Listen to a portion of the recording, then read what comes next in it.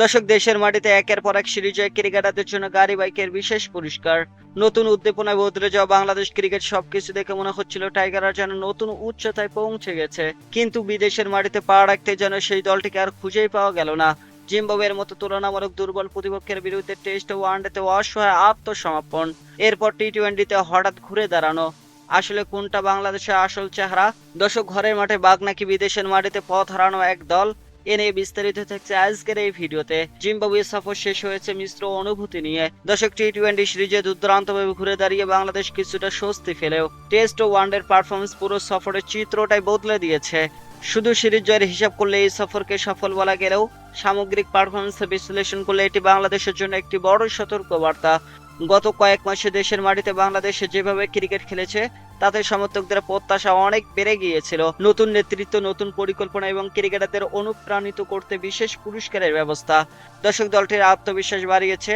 ভালো পারফরমেন্স করা ক্রিকেটারদের গাড়ি ও বাইকের মতো পুরস্কার দেওয়ার উদ্যোগ ইতিবাচক পরিবেশ তৈরি করেছে। কিন্তু আন্তর্জাতিক ক্রিকেটে শুধু আত্মবিশ্বাস থাকলে হয় না, সে আত্মবিশ্বাসকে বিদেশের মাটিতে কঠিন কন্ডিশনে ধরে রাখতে হয়। আর ঠিক এই জায়গাতে পিছিয়ে পড়েছে বাংলাদেশ। জিম্বাবুয়ে সফরের সবচেয়ে বড় সমস্যা ছিল ব্যাটিং।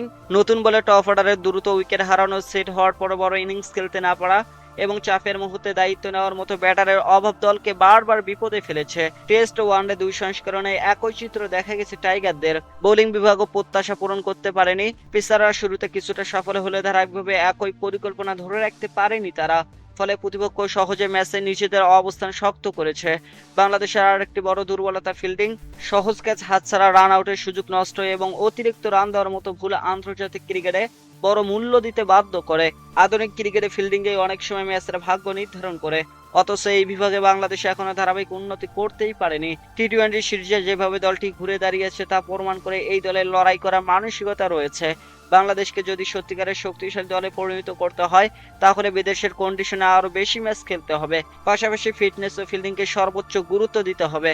সর্বশেষ বলা যায়, জিম্বাবুয়ে সফর বাংলাদেশের জন্য শুধু একটি ব্যর্থ সিরিজ নয়, বরং একটি বাস্তব শিক্ষা। দর্শক, ঘরের মাঠে সাফল্য যেমন আত্মবিশ্বাস দেয়, তেমনি বিদেশের ব্যর্থতা চোখে আঙ্গুল দিয়ে দেখিয়ে দেয় কোথায় এখনো ঘাটতি রয়েছে টাইগারদের। সেই ভুলগুলো থেকে শিক্ষা নিতে পারলে ভবিষ্যতে বিদেশের মাটিতেও নতুন আরো পরিণত, আরো ভয়ঙ্কর এক বাংলাদেশকে দেখার আশা করা যায়। তো দর্শক, আপনাদের গুরুত্বপূর্ণ মতামত জানাতে পারেন আমাদের ভিডিওর কমেন্ট বক্সে। ধন্যবাদ।